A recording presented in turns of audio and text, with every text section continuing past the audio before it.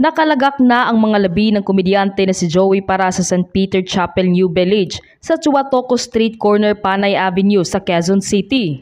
Halina't sabay-sabay nating panuorin at alamin ang video ito. Ngunit bago tayo magpatuloy, huwag kalimutang i-like, share, subscribe, and click the notification bell for more updates and for more upcoming videos. Maraming salamat!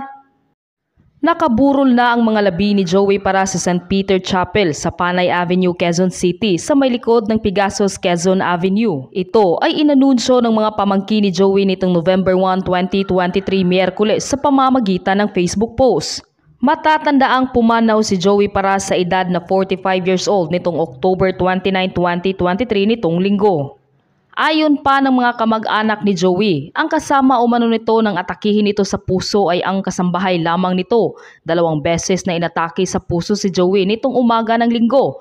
Pero dahil umano sa pacemaker, isang device na nakalagay sa puso ni Joey, napigilan pa raw ang pag-atake. Bandang hapon nitong linggo ay naging okay naman daw ang kalagayan ni Joey. Sa katunayan, kumain pa raw ito bago natulog. Ngunit hindi na nga raw nagising si Joey ng hapon. Agad namang kinontak ng kasambahay ang mga kapatid ni Joey at habang papunta sa ospital ay sinubukan pa raw i-revive si Joey pero napakahina na raw ng tibok ng puso nito hanggang nag-flatline na nga raw ang puso nito.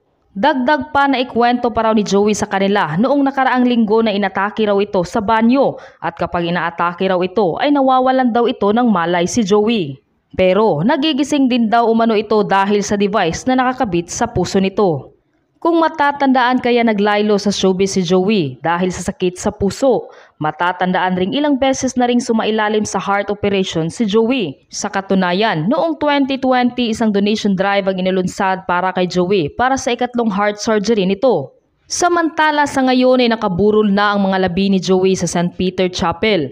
Marami ang nalungkot at nanghihinayang para sa aktor, lalo na't isa ito sa pinakamahusay na komedyante sa mundo ng showbiz.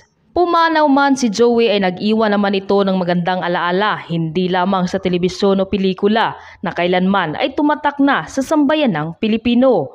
Ikaw anong masasabi mo sa video ito? Mag-iwan ng komento sa baba.